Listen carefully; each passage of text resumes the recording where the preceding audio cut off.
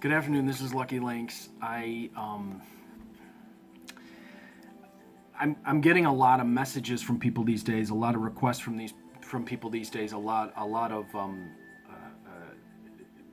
hey, show us. How do you get unstuck in certain situations? How do you do what you do? How are you able to read the cards? How are you able to read the cards the way that you do? How are you able to do readings without cards?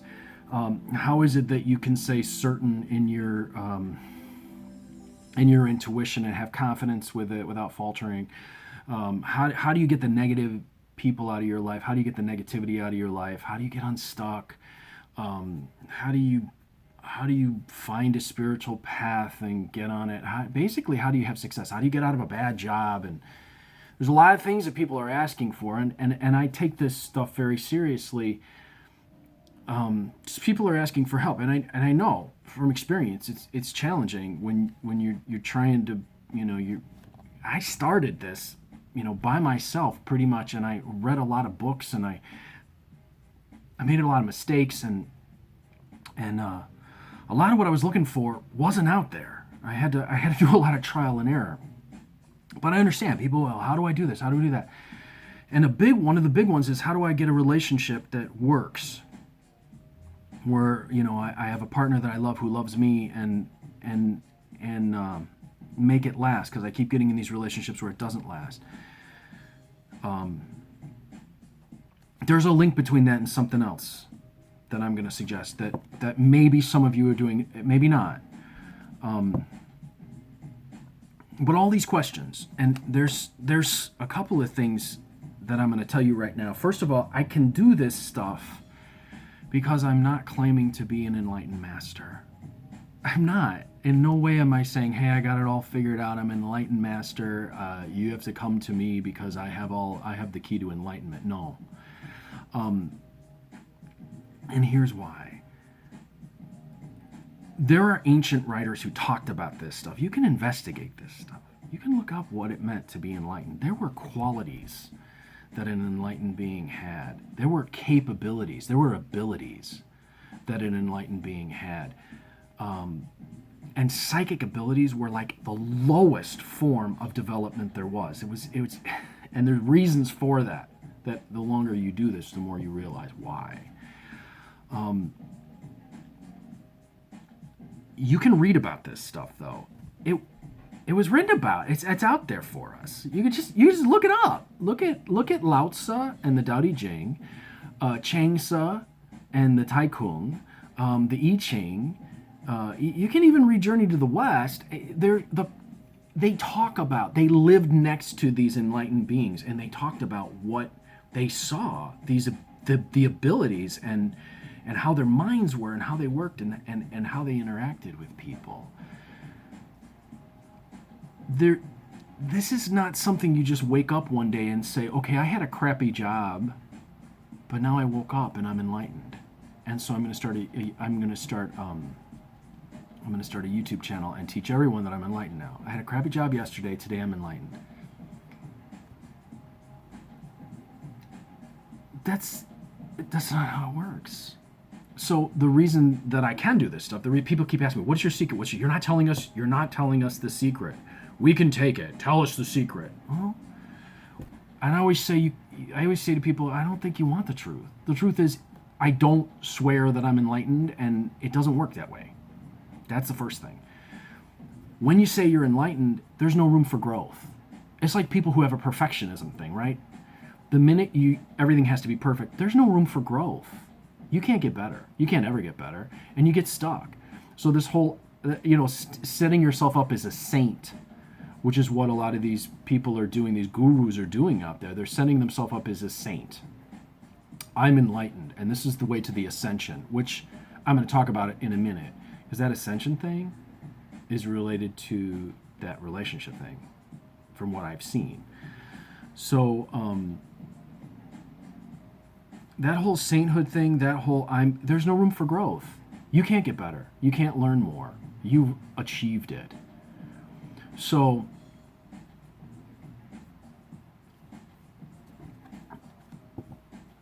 what I always try to do is to learn more, to get better, and to progress. And when I do those things, I can share it with other people. Okay? So that's one of the things that people have been asking me about. And it's like, okay, well, I'm going to tell you. I don't claim to be enlightened, and I work on getting better every day. And then I learn these things, and then I can show people how to do it. And I don't think that simply because a person can read the cards or even telepathy or things like that, I don't believe that's enlightenment. There's another thing too, that there's this, there's these sort of weekend energy programs. Now I move energy. Well, look at things like qigong. Look at things like Tai Chi and Qigong. These are things that people study and work on for years to be able to master, and the stuff that they can do with energy is unbelievable. You can see visible, physical, tangible evidence of what they can do with energy. This is not, I went away for the weekend and now I'm a master in energy movement. These are people who can actually move energy and move stuff around because they practice it. And they work very hard at it. And I have an incredible admiration for those people who've developed their Qigong skills and Qigong skills that far. That's amazing. So, as for this whole enlightened master thing, I keep hearing this and seeing this thing. People like run to this idea that there's this ascension coming, which sounds an awful lot like the rapture. And they always tell you the date that it's going to happen. And then when it doesn't happen, they say, okay, well, it was symbolic. It wasn't real. They'll tell you, well, I read the Bible, and the Bible says this, and humanity ends now. And the same thing with these other, I'm enlightened, and I'm going to tell you, the ascension's coming on this date. Oh, no, it didn't. And they say the same thing. Oh, well, it didn't happen, so it was just symbolic. But it's coming on this date. And then people are like, great. And I'm not saying that the world isn't a great place and that the world isn't at a place where it could end. I'm not saying that at all. But I'm saying that anyone who tells you that you have to do nothing and then something's going to come in and sweep you away just cause you're so special, be careful with that, because that gets in your mind and then that becomes your habit. So now, because you believe like that, it starts to show up in other areas of your life. Because you believe people who say the ascension, enlightenment is coming and there's nothing you have to do, it's just going to sweep you away.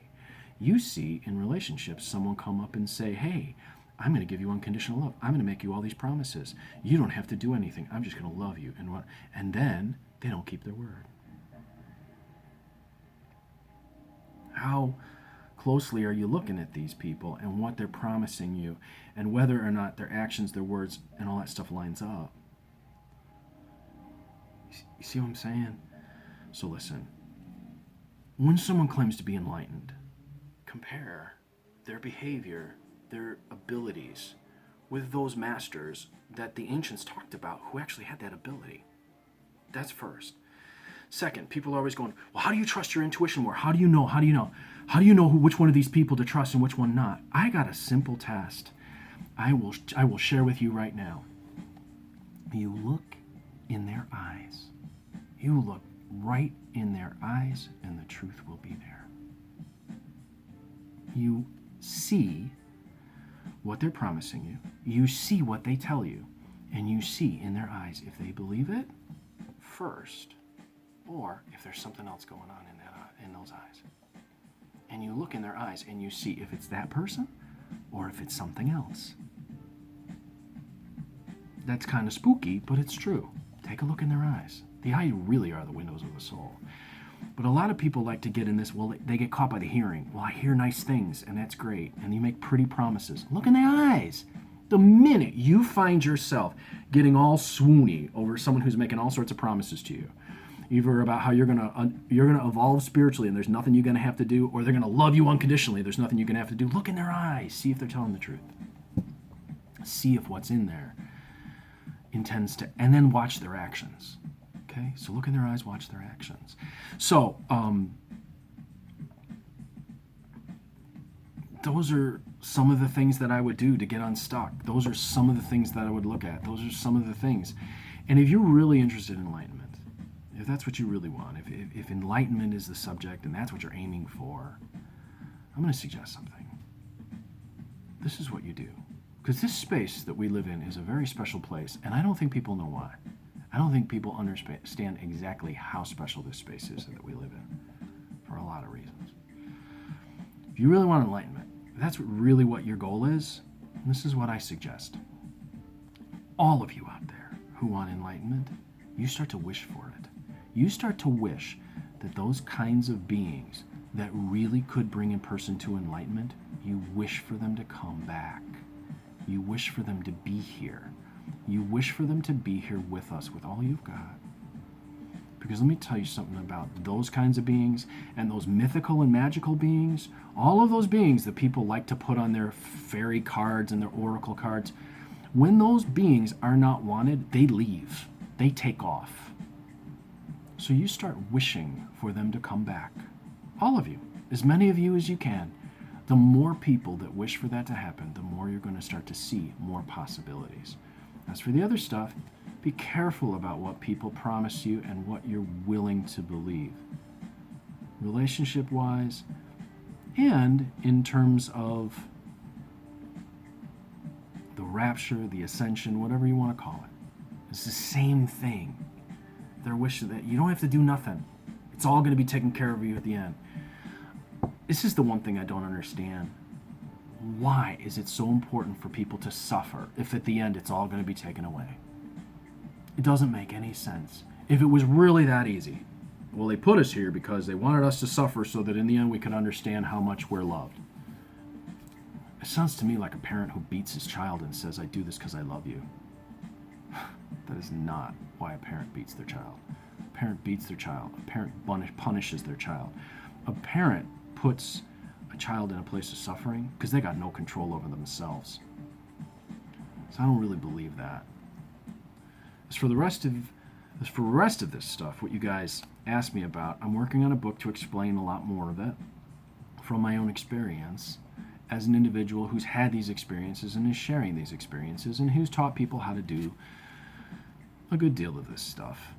So, if you guys would like to schedule a reading with me, 779-302-8009, or contact me at conjurehope@gmail.com, and we can schedule a reading, or you can take one of my virtual classes. I have one in tarot, I have one in Mexican Loteria, I have one in how to divine with playing cards, crystal ball, 2 different Lenormand classes, and I think is that it? I think that's it. You guys have a great weekend. And remember, if it's too good to be true, maybe it is.